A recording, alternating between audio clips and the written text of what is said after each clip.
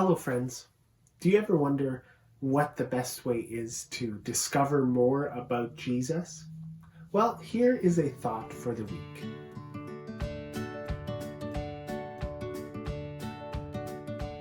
It is the week after Easter, and I hope that even through this pandemic, you've had a chance to pause, celebrate, and remember the Easter story with your family and friends. I know that Easter is sometimes conflated with bunnies and chocolate and Easter egg hunts, and those things are really fun. But we know as the church that the Easter story is so much more than that.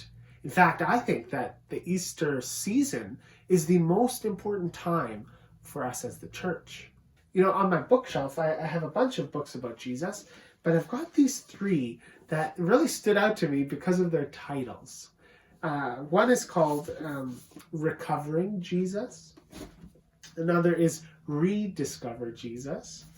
And the other one is Jesus Rediscovered. Now, I think these are great books, and there's a lot of really good insight in them. But just from the title, it kind of makes it seem like the point of the Christian faith is to uncover or discover something about the Jesus who lived 2,000 years ago that has been hidden from the rest of us. And I think it is sometimes the case that we think the more we know or the more knowledge we have about something, the better off we will be. And so if you want to be a good Christian, a good follower of Jesus, well, the more you discover and uncover about who that Jesus is, the better Christian you will be. And I think that would be true if the story of Easter ended with Good Friday.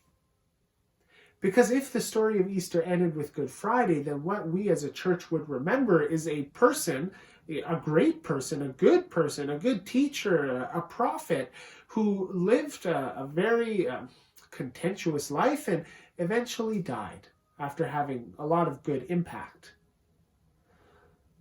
But the story would end there. And then our purpose would be to try to understand and know as much as there is to know about that Jesus in order for us to maybe replicate what Jesus did here on the earth. But we know the story doesn't end with Good Friday. No, in fact, the story continues. And on Easter Sunday, we remember that Jesus who died rose from the grave. That Jesus is in fact not dead, but is living. And living, present. Jesus is living now. Jesus is alive now. And that is the whole point of the Easter season, to remind us that Jesus is alive now. And that changes everything. I have another book on my bookshelf. It's by William Willimon. It's called Why Jesus? And there's one short quote here that really stood out to me because of the other books that I have. And in the introduction, William says, most of us don't discover Jesus. He discovers us.